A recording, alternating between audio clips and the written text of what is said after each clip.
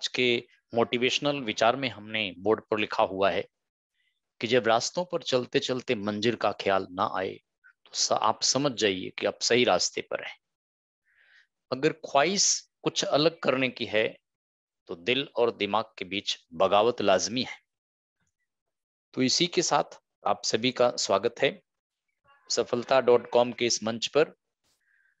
आज की क्लास बेहद इंपॉर्टेंट होने वाली है और आज की क्लास में भी फ्रीडम स्ट्रगल के बारे में जो हम लास्ट क्लास में चला रहे थे वही आज चलेगा।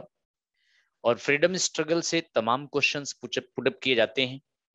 राजेश गिरी, गुड मॉर्निंग। राजेश, आप कैसे हैं? ठीक ठाक हैं आप सभी लोग?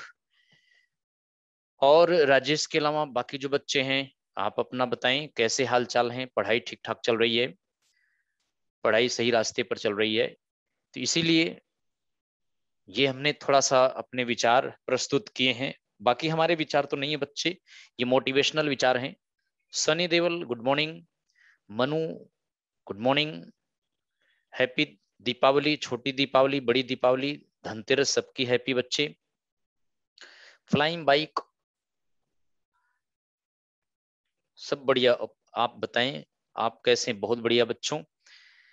तो आई थिंक आप सभी जानते हैं कि आज की क्लास बेहद इंपॉर्टेंट होने वाली है, इसलिए क्योंकि आज की क्लास में आप फ्रीडम स्ट्रगल के बारे में पढ़ेंगे। अच्छा, रज्जक आपका नाम है, आप तो किसी और क्लास में भी हैं। अब रज्जक से याद आया कि आप किसी और क्लास में भी हैं। ओके, कौन सी क्लास में, कौन से बैच में है बच्चे आप? Good morning, good morning. तो बच्चे इसमें फ्लाइंग बाइकर आ रहा है तो दरअसल याद नहीं रहता ना कि कौन सा बच्चा किस क्लास में है। और अब आपने बताया तो मुझे याद आया कि आप किसी और क्लास में क्लास 10 कर रहे हैं क्योंकि इसमें जो लिखा है उसमें फ्लाइंग बाइकर के नाम से आपका यहाँ पर हमें इंडिकेट कर रहा है। इसलिए थोड़ा मैनेज करिए क्योंकि हम जानबूझ के नहीं बोल रहे हैं, है ना। हाँ, तो बताएं अब आज की क्लास को शुरू करने से पहले आप बताएं। अच्छा, कोई बात नहीं, चलिए। पता नहीं चला होगा लेकिन इसमें यही आ रहा है, फ्लाइंग बाइकर के नाम से आपका नाम आ रहा है। चलिए, अगर हो तो इसको चेंज कर लो, बाई नेम आ जाए, ज्यादा अच्छा रहेगा। तो अब आपसे ये पूछना चाहेंगे कि पिछली क्लास में आपने कहाँ तक क्या किए थे, और एक बार हमें लास्ट पॉइंट बता देते तो हम उसके बाद क्लास को स्टार्ट कर देते। चलिए चलिए, फटाफट सभी लोग लाइव आ जाइए और फिर अपने बारे में भी बता सकते हैं। कोई डाउट है तो आप उसको पूछ भी सकते हैं, कोई क्वेश्चन है तो आप उसको क्वेरी कर सकते हैं। बाकी आप लास्ट क्लास का थोड़ा सा मुझे बता दीजिए तो उसके आगे का हम स्टार्ट कर देते हैं। पिछली क्लास में आपने फ्रीडम स्ट्रगल में कहाँ तक किया था? आई थिंक 1899 1897 या इसके आसपास किए थे आपने। रामकृष्ण मिशन तक आई थिंक बताया होगा हमने। तो यदि आपको याद है तो आप बताएं थोड़ा सा ना।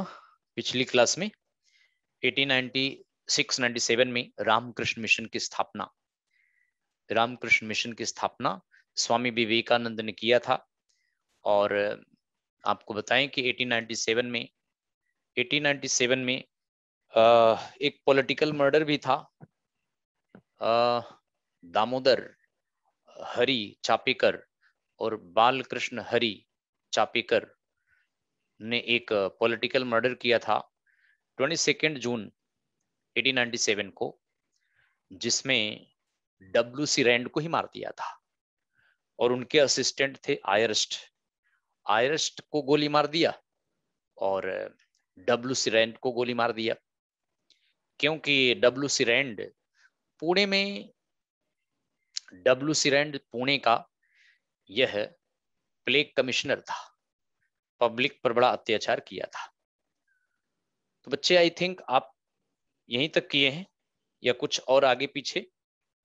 सनी बताएं, मनुपाल बताएं, राजेश गिरी बताएं, निक्की गुड मॉर्निंग। निक्की आप बताएं, पिछली क्लास में अगर एक बार थोड़ा सा हिंट मिल जाता तो क्लास को स्टार्ट कर देते, कहां तक किए थे या हम सही बता रहे हैं?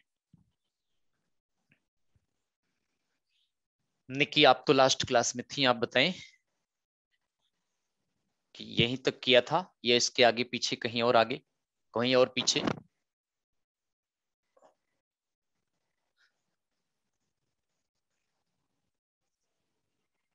ओके, चलिए यहीं तक था। तो यह पहला पॉलिटिकल मर्डर था बच्चों 1897 में, 22 जून को।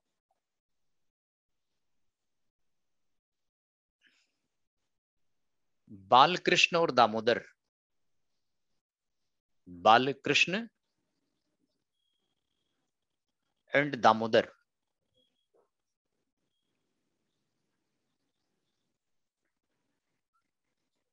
बालकृष्ण दामोदर हरि, बालकृष्ण हरि, दामोदर हरि। बच्चों ये दोनों चापेकर बंधु कहलाते थे, चापेकर ब्रदर्स।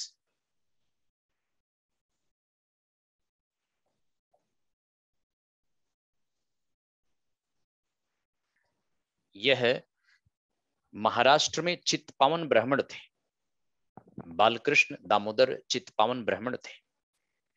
इस डेट को इन दोनों ने W.C. रैंड की हत्या किया था और इसके असिस्टेंट थे आयरस्ट।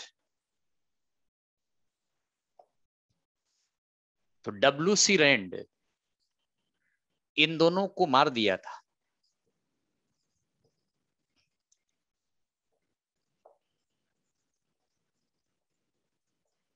ये दोनों,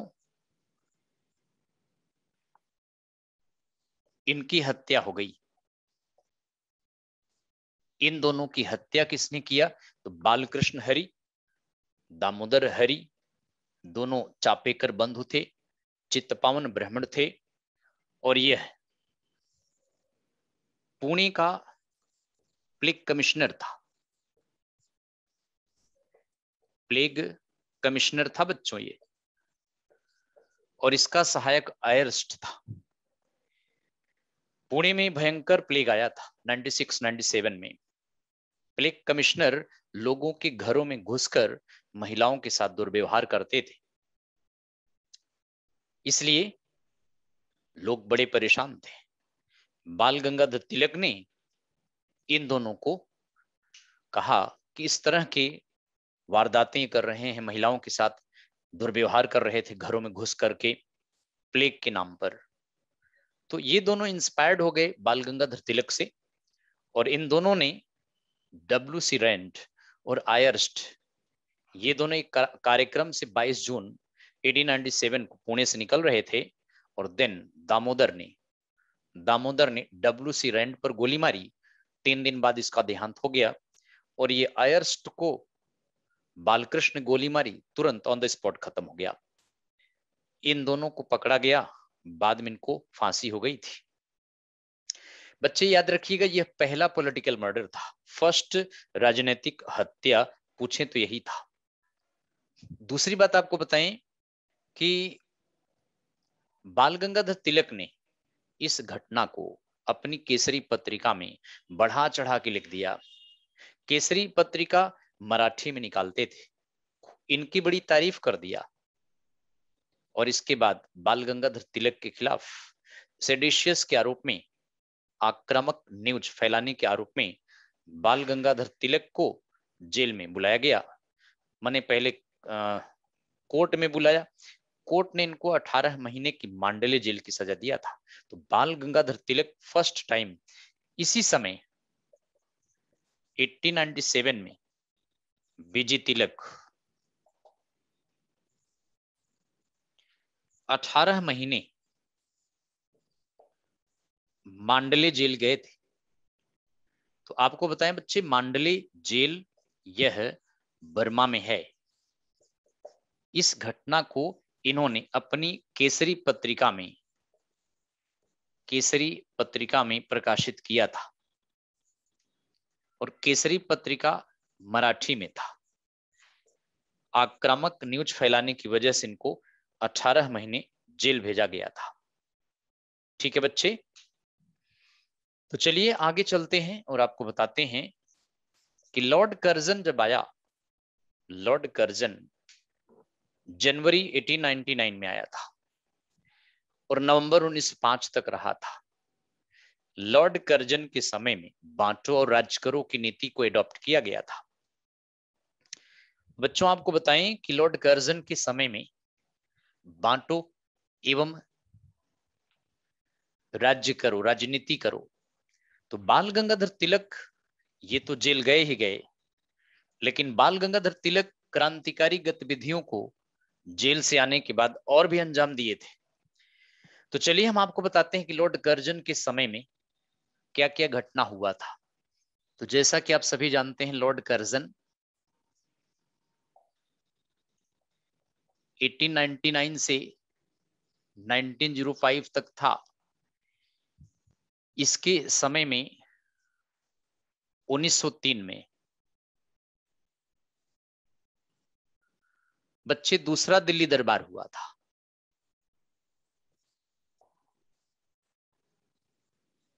दूसरा दिल्ली दरबार बुलाया गया था।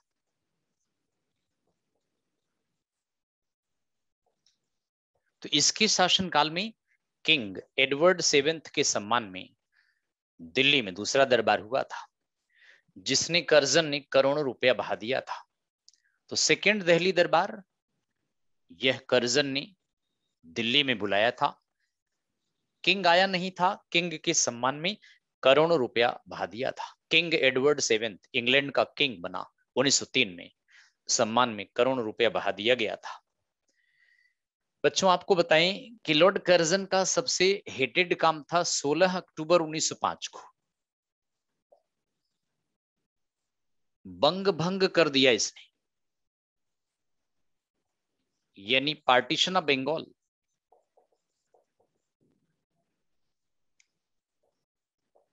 बंगाल का विभाजन लॉर्ड कर्जन ने किया था। अगर ये पूछे कि लॉर्ड कर्जन ने बंगाल का विभाजन क्यों किया, तो आपको बताएं कि उसने कहा कि बंगाल एक बहुत बड़ा प्रांत है जिसे एक केंद्र से शासित नहीं किया जा सकता। प्रशासन की सुविधा के लिए बंगाल को दो पार्ट्स में डिवाइड करना चाहता था, ईस्ट बंगाल, वेस्ट बंगाल। लेकिन एक्चुअल कर्जन का उद्देश्य क्या था? हिंदू मुसलमानों को आपस में लड़ाकर मुसलमानों का सपोर्ट लेकर हिंदू आंदोलन को दबाना चाहता था। सो ध्यान रखिए बच्चे, 16 अक्टूबर 1905 का दिन था। कर्जन ने धर्म के आधार पर बंग भंग कर दिया। ईस्ट बंगाल यानी पूर्वी बंगाल में मुसलमान ज्यादा थे, वेस्ट बंगाल यानी पश्चिमी बंगाल में हिंदुओं की संख्या ज्यादा थी।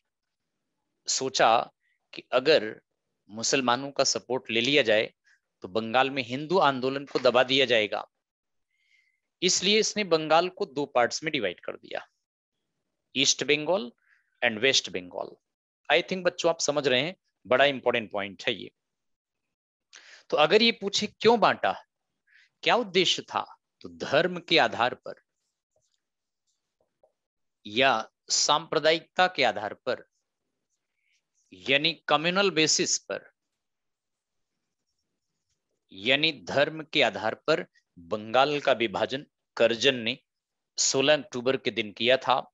आपको बताएं, पूर्वी बंगाल, इसमें मुस्लिम्स जनसंख्या ज्यादा थी बच्चों। पश्चिमी बंगाल,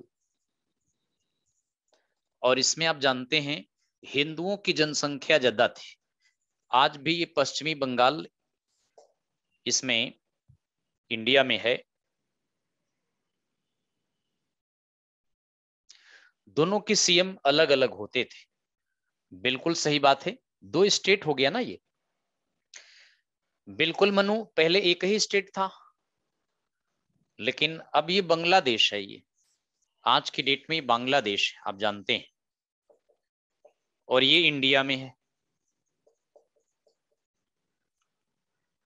पूर्वी बंगाल आज बांग्लादेश है।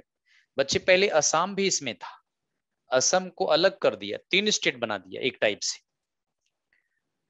वैसे असम अभी अभी पूर्वी बंगाल में रखा, असम पूर्वी बंगाल में रखा, और पश्चिमी बंगाल इंडिया में। आज 1911 में ईस्ट और वेस्ट बंगाल जब एक कर दिया तो असम को अलग स्टेट बना दिया था।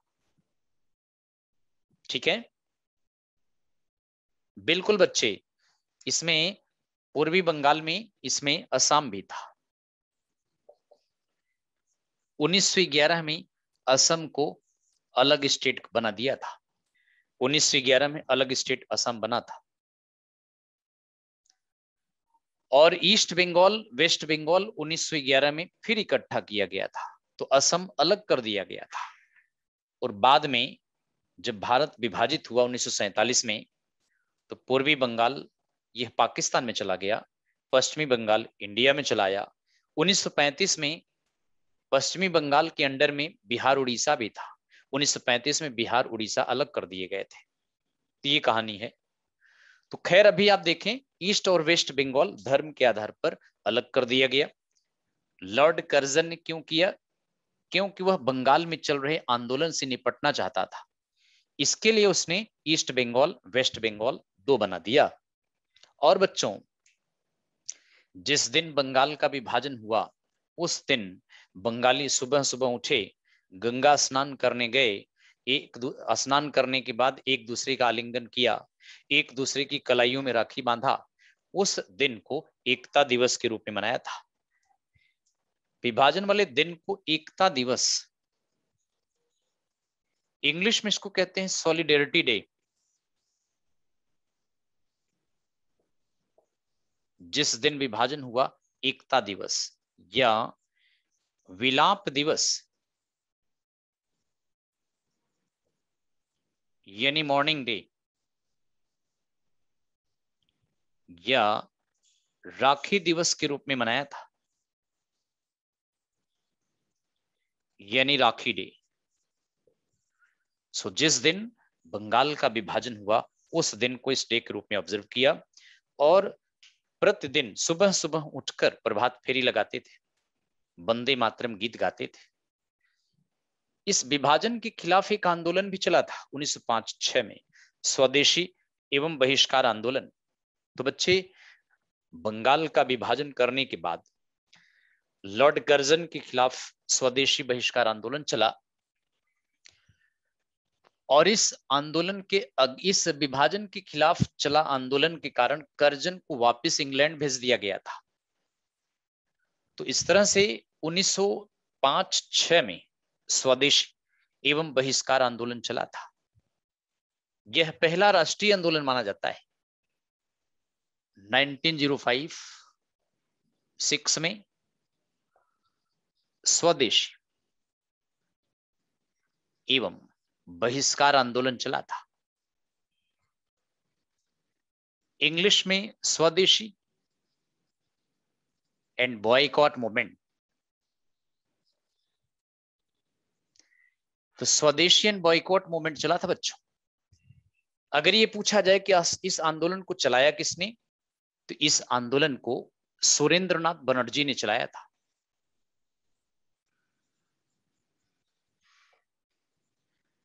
सुरेंद्रनाथ बनर्जी ने स्वदेशी बहिष्कार आंदोलन को चलाया था। इस आंदोलन में स्वदेशी वस्तुओं का प्रयोग किया जाता था, विदेशी वस्तुओं की होली जलाई जाती थी। अपने स्कूल कॉलेज खुद ओपन किया था, विदेशी स्कूल कॉलेज का बाइकआउट किया था।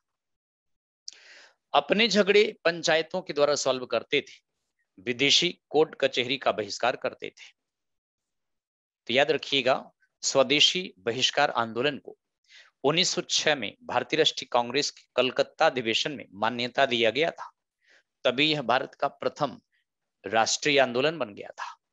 स्टार्ट इन्होंने किया था, केवल बंगाल में चला था, बंगाल विभाजन के खिलाफ चला था, लेकिन कांग्रेस की मान्यता देने के बाद यह आंदोलन राष्ट्रीय आंदोलन बन गया था। अगर आपसे पूछे स्वदेशी बहिष्कार आंदोलन को मान्यता किस अधिवेशन में दिया गया, तो 1906 में कलकत्ता अधिवेशन में, जिसकी अध्यक्षता दादा भाई नौरोजी ने किया था, जिसमें दादा भाई नौरोजी ने स्वराज को पहली बार कांग्रेस मंच पर से उठाया।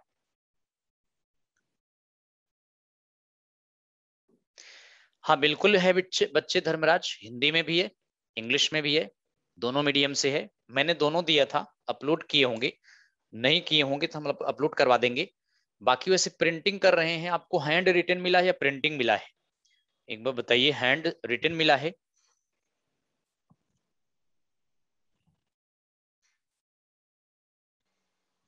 बिल्कुल 4 प्रस्ताव किया था, बिल्कुल सही है धर्मराज, ठीक है। तो स्वदेशी बहिष्कार आंदोलन में स्वदेशी वस्तुओं के प्रयोग पर बल दिया जाता था। यहां आपको बता देते हैं 1906 में कांग्रेस अधिवेशन कलकत्ता में हुआ था। दादा भाई नौरोजी अध्यक्ष थे। कलकत्ता अधिवेशन में दादा भाई नौरोजी अध्यक्ष बने थे। इस अधिवेशन में स्वराज यह शब्द पहली बार कांग्रेस मंच से पारित किया गया था। स्वराज पहली बार कांग्रेस मंच ने पारित किया था। अच्छा, हैंड रिटेन है बच्चे, तो अभी प्रिंटिंग में है, माने देखते हैं। हाथ का लिखा अंग्रेजी में है। चलिए मैं बात करता हूं, हिंदी में मैंने दिया था, दोनों मीडियम से है। तो आईएनसी सेशन कलकत्ता में दादा भाई नौरोजी की अध्यक्षता में स्वराज कांग्रेस मंच से इन्होंने डिमांड पहली बार किया। इस आंदोलन को मान्यता भी दिया था। इस आंदोलन को मान्यता दिया, तभी यह राष्ट्रीय आंदोलन बन गया बच्चों। 1906 में आर.एन. टैगोर ने इसी समय गीत रचा था जो आज बांग्लादेश का राष्ट्रीय गान है, अमार सोनार बांग्ला। यह गीत इसी समय रचा था, अमार सोनार बांग्ला, इसी समय रचा गया था।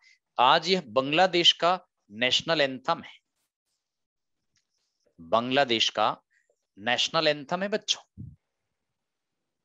तो इस तरह से यह गीत स्वदेशी बहिष्कार आंदोलन के समय पॉपुलर हुआ था। वंदे मातरम यह गीत भी पॉपुलर हुआ था। तो आपको बताएं कि इस समय कर्जन वापस चला गया। लॉर्ड कर्जन के स्थान पर लॉर्ड मिंटो सेकंड आया था।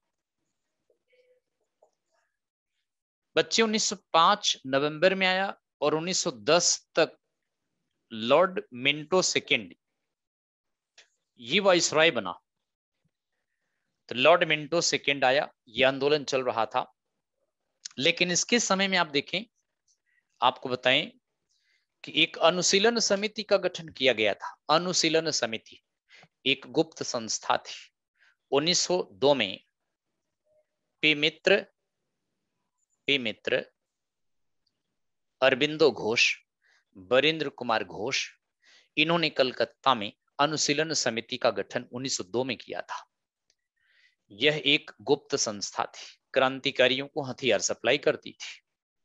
उस समय एक युगांतर थी, युगांतर और वंदे मातरम नामक और युगांतर नामक 2 पत्रिका भी निकलती थी, जिसे अरबिंदो घोष, बरिंद्र कुमार घोष निकालते थे। Aurobindo Ghosh militant freedom fighter थे, क्रांतिकारी नेता थे। बाद में वे आध्यात्मिक क्षेत्र में चले गए थे। ऐसे क्रांतिकारी नेता जो बाद में आध्यात्मिक क्षेत्र में चले गए और पौंडीचेरी में एक आश्रम बना लिया था। तो अरबिंदो घोष पहले मिलिटेंट फ्रीडम फाइटर थे, बाद में आध्यात्मिक क्षेत्र में चले गए थे। तो कुल मिला के अनुशीलन समिति 1902 में बनी थी, पी मित्र ने बनाया था। पी मित्र, वैसे तो कई अनुशीलन समिति थी, एक ढाका में भी थी, और बच्चे एक अनुशीलन समिति और बाद में सरला देवी ने बनाया था। लेकिन जो सबसे प्रभावशाली कलकत्ता में अनुशीलन समिति थी 1902 में पी मित्र ने स्थापित किया था। और इसी पी मित्र वाले में अरबिंदो घोष भी थे और बरिंद्र कुमार घोष भी थे। चलिए आगे चलते हैं। लॉर्ड मिंटो के समय में आपको बताएं बच्चों कि 1906 में मुस्लिम लीग की स्थापना ढाका में किया गया था। लॉर्ड मिंटो से मिलने के लिए एक मुस्लिम डेलीगेट लॉर्ड मिंटो से शिमला में मुलाकात किया था, जिसमें आगा खान, सलीमुल्लाह खान, मोहसिन उल मुल्क थे। तो बच्चे यह पॉइंट बेहद इंपॉर्टेंट है। 1906 में ऑल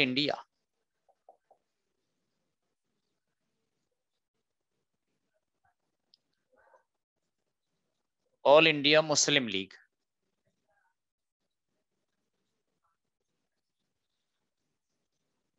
ढाका में बनाया गया था।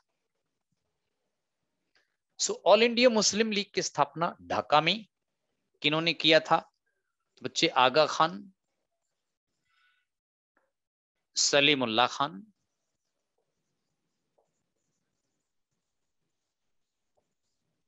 और मोहसिन उल मुल्क।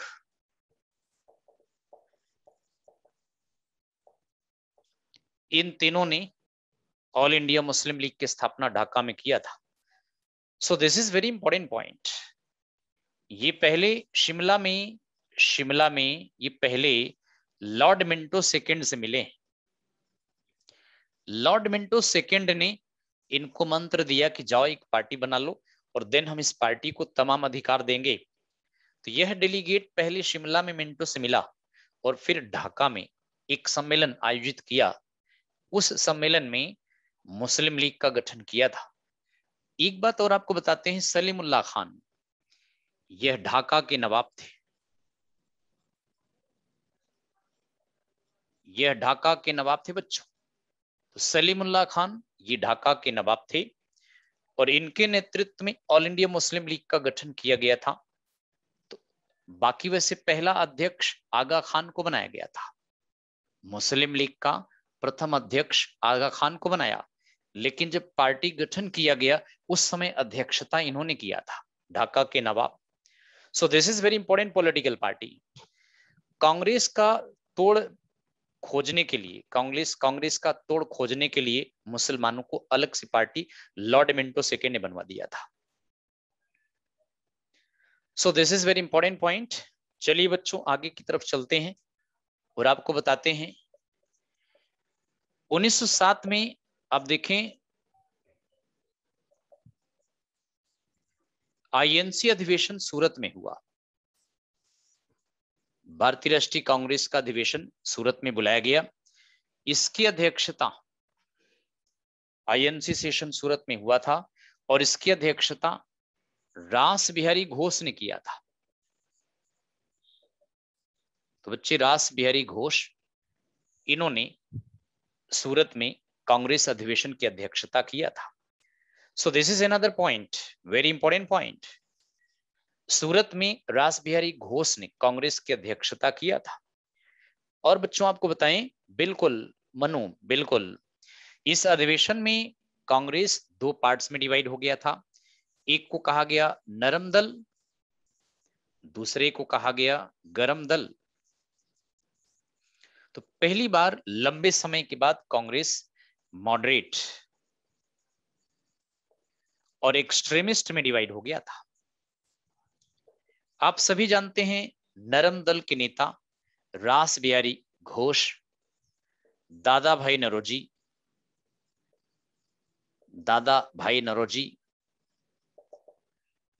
फिरोज शाह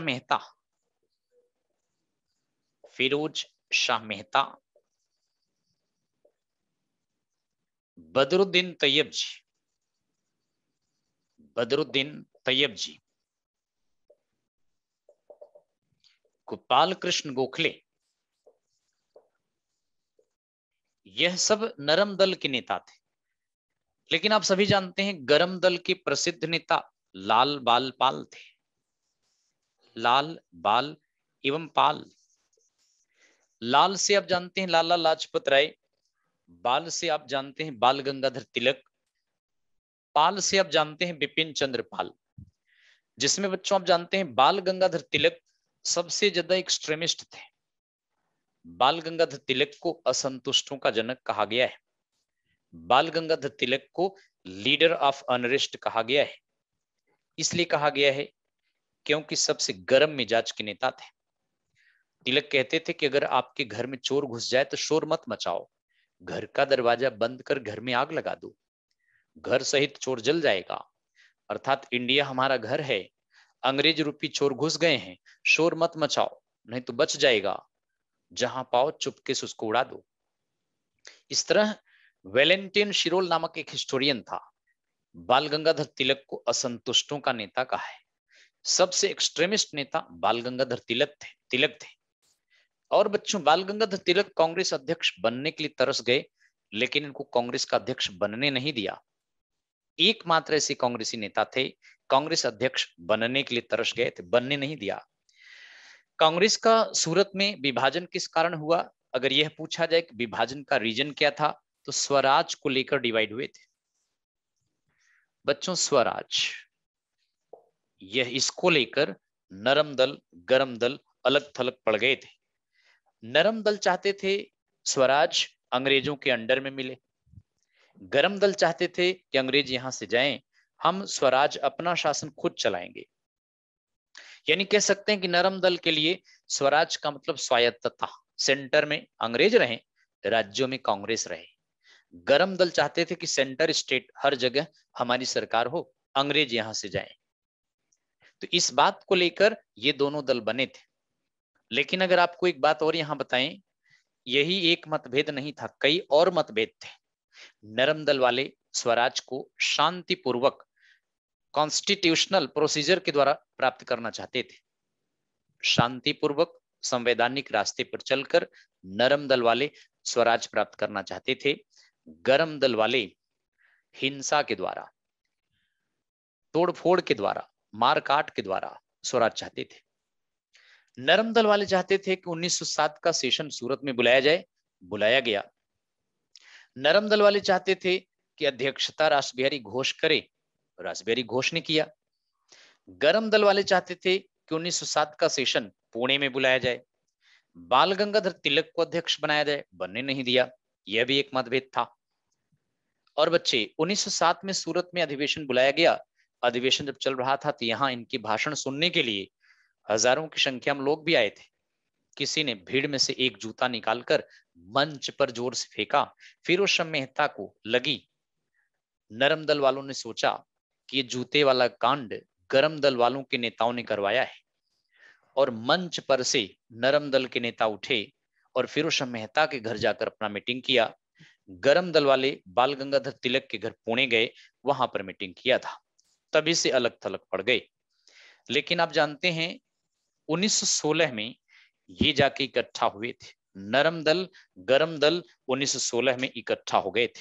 इसको हम आगे चर्चा करेंगे फिर। तो कांग्रेस का विभाजन बड़ा ब्लो था। आगे चलते हैं और आपको बताते हैं 1908 की एक घटना। 30 अप्रैल का दिन था जब प्रफुल्ल चाकी खुदीराम बोस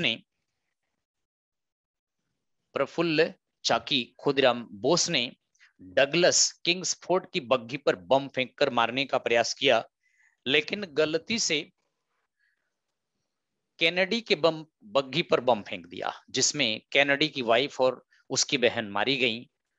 तो बच्चे, डगलस किंग्सफोर्ड कलकत्ता में यह एक जज था। प्रमोशन होकर के मुजफ्फरपुर में आया था, बिहार में। मुजफ्फरपुर में जिला मजिस्ट्रेट बन के आया। उसका पीछा करते करते प्रफुल्ल चाकी खुदीराम बोस, ये अनुशीलन समिति से रिलेटेड थे। प्रफुल्ल चाकी खुदीराम बोस उसका पीछा करते करते बिहार के मुजफ्फरपुर में आए। रेकी किया, कब आता है, कब जाता है, कब क्लब में जाता है, क्योंकि इसको मारने का प्रयास था। क्योंकि कई सारे क्रांतिकारी नेताओं को बिना किसी कारण के उनको जेल में सजा दिया था। तो 30 अप्रैल का दिन बेहद इंपॉर्टेंट था बच्चों। 30 अप्रैल 1908 को खुदीराम बोस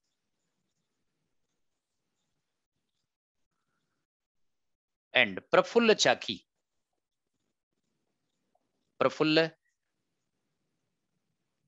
चाकी, ये अनुशीलन समिति से जुड़े जो दो युवा क्रांतिकारी थे, इन दोनों ने कैनेडी की बग्घी पर बम फेंक दिया। कैनेडी की बग्घी, पर बम फेंका। इसकी वाइफ और इसकी सिस्टर मारी गई, यानी 2 अंग्रेज महिलाएं मारी गई थी। इसमें 2 अंग्रेज महिलाएं थीं, वे दोनों मर गईं। इनका उद्देश्य क्या था बच्चों? डगलस डगलस किंग्सफोर्ड की बग्घी पर बम फेंकना था। यह मुजफ्फरपुर का बदनाम मजिस्ट्रेट था। मुजफ्फरपुर का जिला मजिस्ट्रेट था। तो याद रखिएगा, इसको मारने के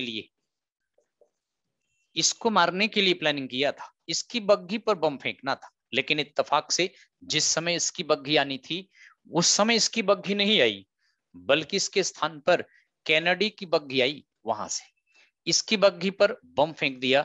2 अंग्रेज महिलाएं, जिसमें इसकी वाइफ और इसकी सिस्टर मारी गई, ये बच गया था। प्रफुल्ल चाकी ने तुरंत उसी समय तत्काल सुसाइड कर लिया, गोली मार लिया।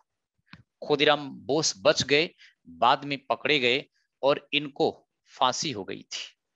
बच्चे सबसे युवा क्रांतिकारी थे। 19 वर्ष की अवस्था में खुदीराम बोस को फांसी हुई थी।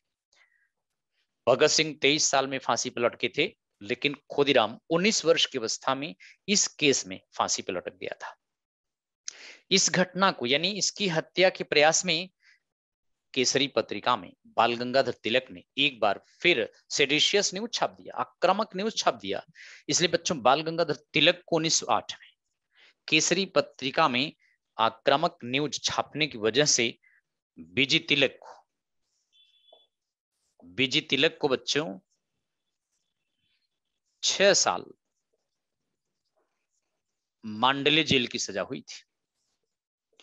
मांडले जेल बर्मा, यानी तिलक दूसरी बार बर्मा के मांडले जेल में इस घटना को अपने केसरी पत्रिका में छापने की वजह से, केसरी पत्रिका में इसमें इस घटना को बढ़ा चढ़ा के लिखने की वजह से 6 साल जेल की सजा हुई। और आपको बताएं कि 1914 में छूट के आए थे। 6 साल के बाद छूट के आए थे। तिलक ने जेल में गीता रहस्य नाम की किताब लिखा था। गीता रहस्य, गीता यानी भगवत गीता पर लिखा है गीता रहस्य। आर्कटिक होम ऑफ वेदास तो लिखा है इन्होंने। मराठा इनकी इंग्लिश में पत्रिका प्रकाशित होती थी, मराठा। तो बच्चे 2 बार मांडले जेल गए थे तिलक। चलिए आगे की तरफ चलते हैं और नेक्स्ट पॉइंट हम आपको बताते हैं बच्चों।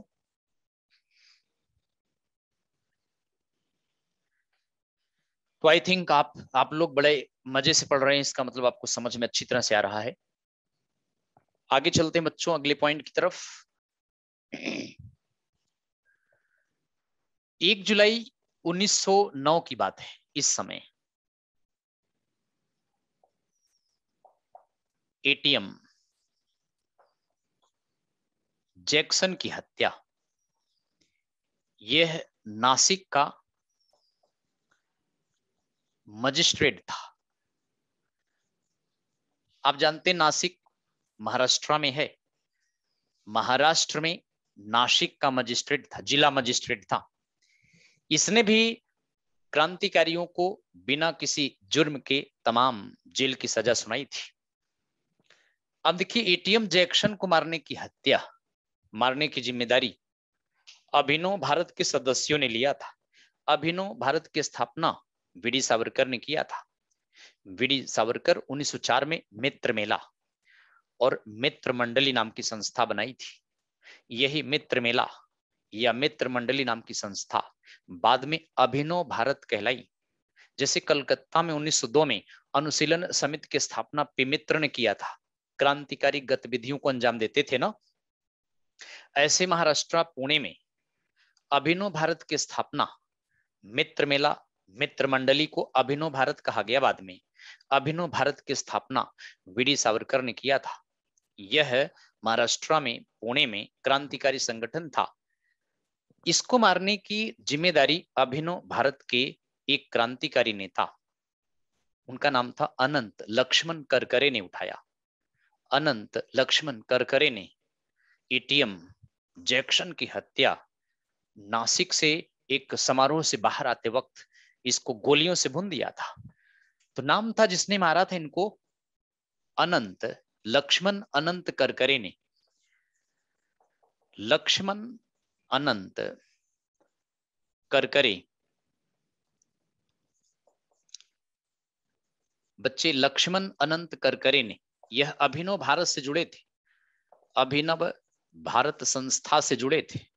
तो अभिनव भारत के प्रसिद्ध नेता अनंत लक्ष्मण करकरे ने एटीएम जैक्सन को मार दिया, जो कि नासिक का मजिस्ट्रेट था, जिसने क्रांतिकारियों को बिना किसी जुर्म के जेल की सजा भिजवाई थी। तो बच्चे इस तरह से हत्याएं भी हो रही थी। एक बात और आपको बताएं, 1909 में एक हत्या और हुआ था, लेकिन वह लंदन में हुआ था। मदन लाल धिंगरा ने कर्जन विलियम वाइली की हत्या कर दिया, या विलियम वाइली की हत्या किया था लंदन में। लंदन में क्रांतिकारियों का एक ग्रुप था। लंदन में एक इंडिया हाउस था। इंडिया हाउस की स्थापना श्यामजी कृष्ण वर्मा ने बनाया था। श्यामजी कृष्ण वर्मा ने लंदन में इंडिया हाउस की स्थापना 1905 में किया था। इंडिया से जाने वाले पढ़ने के लिए स्टूडेंट इंडिया हाउस में रहते थे, लेकिन कुछ स्टूडेंट इंडिया हाउस में रह करके इंग्लैंड में क्रांतिकारी गतिविधियों को अंजाम देते थे। इन्हीं में से एक मदन लाल धिंगरा थे। 1909 में इन्होंने विलियम कर्जन वाइली को लंदन में मार दिया। William Curzon Wyllie secretary of state for India के डिपार्टमेंट से जुटे थे, इंडिया के अगेंस्ट काम कर रहे थे। तो इस समय तमाम क्रांतिकारी वारदातें हो रही थी। इनको भी हम लिखा देते हैं, थोड़ा सा बता देते हैं। विलियम कर्जन, ये लॉर्ड कर्जन नहीं बच्चे, वाइली ये अलग है, की हत्या लंदन में मदन लाल धिंगरा ने किया था। बच्चे इस घटना के बाद लंदन में इंडिया हाउस को बंद कर दिया गया था। श्यामजी कृष्ण वर्मा फ्रांस के रास्ते अमेरिका चले गए थे। तमाम इंडियन युवा नेताओं को क्रांतिकारी स्टूडेंट को अरेस्ट कर लिया था। इस घटना के बाद इनको भी पकड़ लिया था, इनको भी फांसी की सजा हुई थी। तो चलिए बच्चों आगे की तरफ चलते हैं। 1909 में मॉर्ले मिंटो सुधार कानून आया था। Morley Minto reforms, Morley Minto सुधार कानून।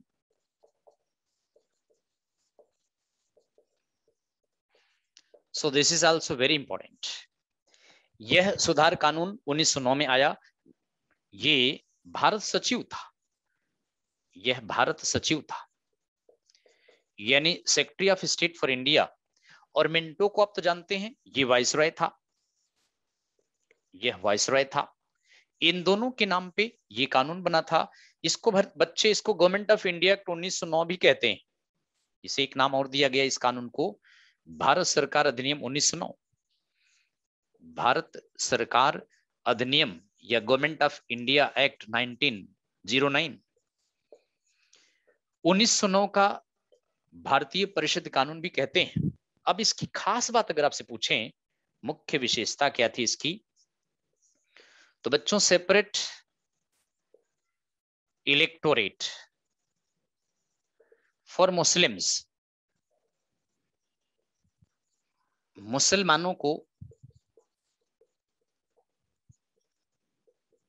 अलग चुनाव व्यवस्था, यानी जहां मुसलमान जनसंख्या में ज्यादा थे वहां मुसलमानों की सीट आरक्षित कर दिया था। मुस्लिम बाहुल क्षेत्र में मुसलमानों की सीट को आरक्षित करके मुस्लिम लीग को किया गया वायदा पूरा किया बच्चों। मुस्लिम लीग के वायदे को यहां पूरा किया गया था। लॉर्ड मिंटो ने प्रॉमिस किया था ना कि जाओ एक पार्टी बनाओ। ये लोगों ने एक पार्टी बना लिया 1906 में, ऑल इंडिया मुस्लिम लीग, और फिर कहा था कि हम तुम्हें अलग से निर्वाचन पद्धति दे देंगे।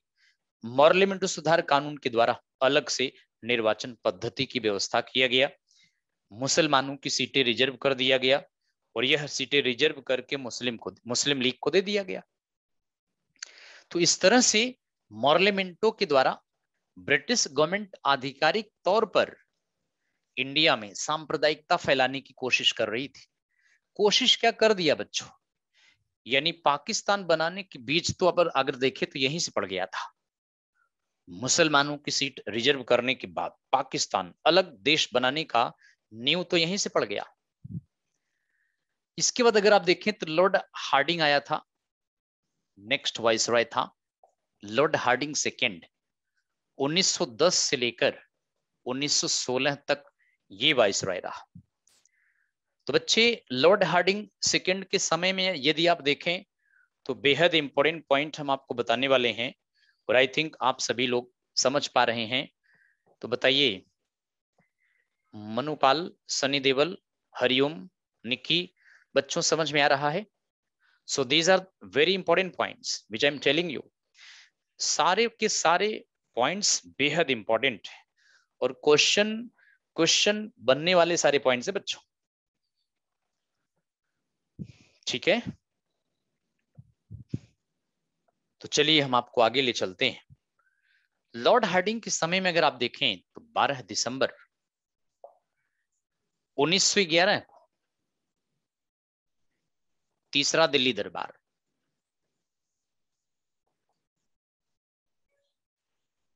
बच्चे तीसरा दिल्ली दरबार था ये।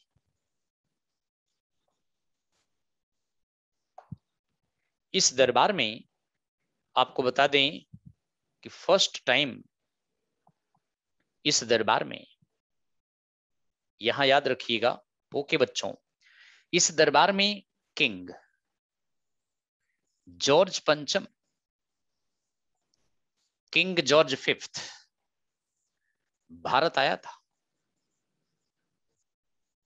और इसके सम्मान में अगर आप देखें द गेटवे ऑफ इंडिया ये बना था, गेटवे ऑफ इंडिया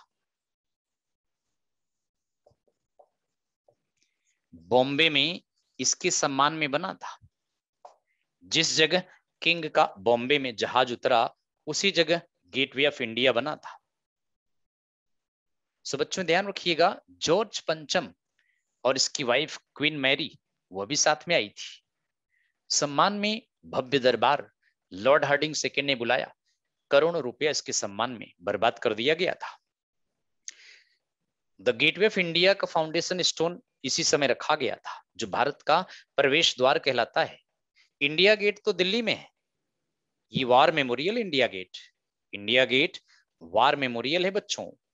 1921 से 31 के बीच में इंडिया गेट बना था, लेकिन the gateway of Bombay Bharat का प्रवेश द्वार है, इसके सम्मान में।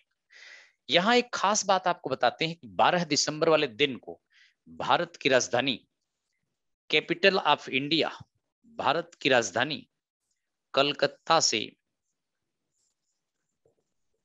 दिल्ली लाई गई। जिस दिन को दिल्ली दरबार में किंग ने डिक्लेयर किया कि भारत की राजधानी कलकत्ता नहीं बल्कि दिल्ली होगी। सब बच्चों याद रखिएगा, इसी डेट को भारत की राजधानी 1911 में दिल्ली बनी। और आपको बता दें कि 12 दिसंबर 2011 को दिल्ली राजधानी के रूप में 100वीं वर्षगांठ मनाया था। इस समय प्रतिभा पाटिल भारत की राष्ट्रपति थी। दिल्ली में एक पार्क है, कोरोनेशन पार्क का उद्घाटन किया था। जिस पार्क में दरबार लगा था उस पार्क का नाम कोरोनेशन पार्क दिया गया।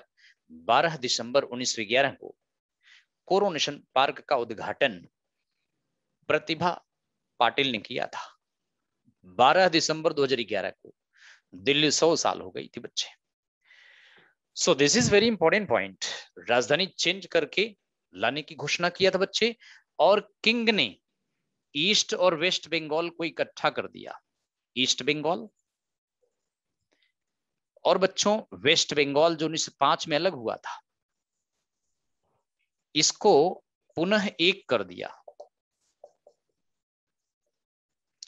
लेकिन आपको पता होगा असम इसी समय अलग स्टेट बना दिया गया था। असम अलग राज्य बना दिया, तो असम अलग राज्य बन गया। ईस्ट और वेस्ट बंगाल को इकट्ठा कर दिया, राजधानी चेंज होकर दिल्ली लाने की घोषणा कर दिया। राजधानी 12 दिसंबर 1911 में बन गई थी। वाइसरॉय उसमें लॉर्ड हार्डिंग था। एक पॉइंट और आगे देखें बच्चे, 27 दिसंबर 1911 को कांग्रेस का कलकत्ता अधिवेशन हुआ था। भारतीय राष्ट्रीय कांग्रेस का कलकत्ता अधिवेशन, आईएनसी का कलकत्ता अधिवेशन हुआ था। भारतीय राष्ट्रीय कांग्रेस का कलकत्ता अधिवेशन 27 दिसंबर 1911 को बुलाया गया था। इसकी अध्यक्षता बिशन नारायण धर ने किया था।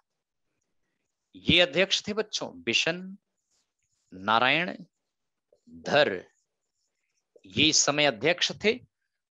यहां ये बात ध्यान रखने वाली है कि पहली बार किंग जॉर्ज पंचम भी गए थे इसमें। किंग जॉर्ज फिफ्थ अभी वापस नहीं लौटे। इस अधिवेशन में इनको इनवाइट किया, इनका सम्मान किया गया। और इनके सम्मान में बच्चों एक बात बेहद इंपॉर्टेंट बता रहे हैं आपको। इनके सम्मान में पहली बार ये गीत गाया गया था, जन गण मन। आर.एन. टैगोर ने रचा है। अगर आपसे पूछा जाए कि किस अधिवेशन में जन गण मन गीत गाया गया, तो कलकत्ता अधिवेशन में यह गीत किंग जॉर्ज पंचम के सम्मान में रचा गया था। जिसमें किंग जॉर्ज पंचम को जब इसका मीनिंग बताया गया, इसका मतलब क्या होता है, तो बड़े खुश हुए। इस गीत का सेंस अगर आप देखें तो हम भारत के लोग मन से किंग जॉर्ज पंचम की जय हो करते हैं। इस गीत में इनकी तारीफ में इन्होंने रचा था। हालांकि आज इसका सेंस बदल गया है, लेकिन जब रचा गया था तब यही सेंस था कि हम भारत के लोग मन से किंग जॉर्ज पंचम की जय हो करते हैं, जो कि भारत के भाग्य विधाता हैं। मीनिंग सुनकर बड़े खुश हुए। शायद इसीलिए जॉर्ज पंचम ने आर.एन. टैगोर का नाम 1913 में नोबेल साहित्य पुरस्कार के लिए नामांकित किया था। इनको नोबेल साहित्य पुरस्कार गीतांजलि के लिए दिया गया था, आप सभी जानते हैं। तो इतनी तारीफ किया है इस गीत में, इनकी इतनी बटरिंग किया है, किंग बड़ा प्रभावित हुआ और फिर इनका नाम नोबेल प्राइज के लिए रिकमेंड किया था।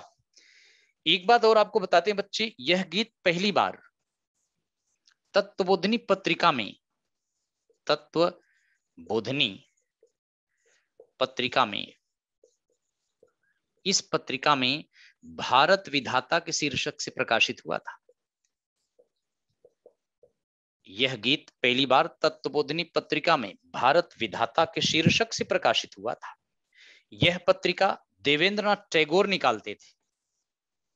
देवेंद्र नाथ टैगोर आर.एन. टैगोर के बड़े भाई थे।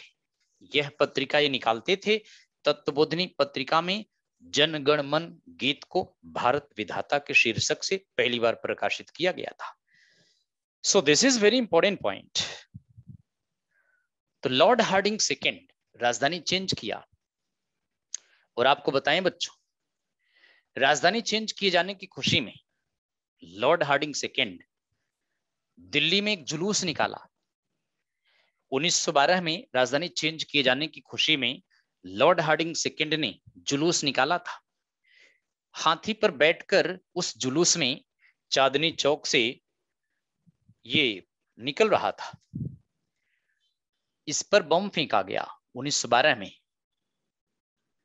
रास बिहारी बोस, घोष अलग है, बोस अलग है,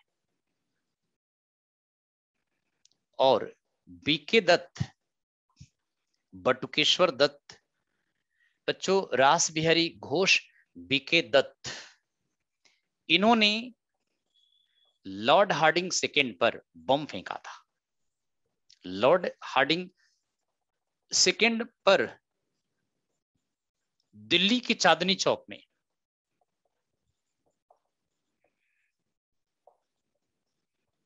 दिल्ली के चांदनी चौक में बम फेंका था। तो लॉर्ड हार्डिंग सेकेंड पर दिल्ली की चांदनी चौक में बम फेंका। लॉर्ड हार्डिंग सेकेंड हाथी पर बैठकर चांदनी चौक से निकल रहा था। इन दोनों क्रांतिकारियों ने इसको मारने का प्रयास किया, इस पर बम फेंका। हाथी का पिलेवान घायल हो गया, बाद में मर गया था। इसे मामूली चोट आई थी, बाल बाल बच गया था। इस वारदात के बाद ये दोनों बच निकल भागे। बीके दत्त, रास बिहारी बोस बच गए थे। बच्चे बाद में जब इनकी सर्च होने लगी तो रास बिहारी बोस 1915 में ये जापान चले गए थे और कुछ समय के लिए ये लापता हो गए थे, पकड़ नहीं पाए थे। लेकिन याद रखिएगा इस घटना को दिल्ली कॉन्स्पिरेसी कहा जाता है। दिल्ली कॉन्स्पिरेसी केस के नाम से 30-35 लोगों पर मुकदमा चला था। दिल्ली षड्यंत्र केस 35 लोगों पर मुकदमा चलाया गया था, लेकिन सब बरी हो गए थे। तो यदि आपसे पूछा जाए दिल्ली षड्यंत्र केस क्या था, तो बच्चे यही था, लॉर्ड हार्डिंग सेकेंड को मारने का प्रयास दिल्ली षड्यंत्र केस के अंडर में आता है। सो this is very important incident. अब आप देखिए 1913 की बात अगर हम करें तो आर.एन. टैगोर, इन्हें नोबेल साहित्य पुरस्कार दिया गया था। गीतांजलि बुक के लिए दिया गया था बच्चों। तो आर.एन. टैगोर फर्स्ट इंडियन हैं जिनको नोबेल साहित्य पुरस्कार मिला है। आप सभी जानते हैं, प्रथम भारतीय जिनको नोबेल साहित्य पुरस्कार दिया है। इतनी तारीफ जो किया था। लेकिन अगर आप देखें तो 1913 में लाला हरदयाल, यह प्रमुख क्रांतिकारी थे एक, इन्होंने गदर पार्टी की स्थापना किया था। गदर पार्टी इन्होंने कहां बनाई? अमेरिका के सैन फ्रांसिस्को में बनाई थी। सो बच्चे अमेरिका के सैन फ्रांसिस्को में इन्होंने गदर पार्टी का गठन किया था। बड़ी इंपॉर्टेंट पॉलिटिकल पार्टी थी यह। इंडिया से बाहर बनी सबसे अधिक प्रभावशाली पार्टी थी गदर पार्टी। बाद में इससे सोहन सिंह भाखना जुड़ गए। सोहन सिंह भाखना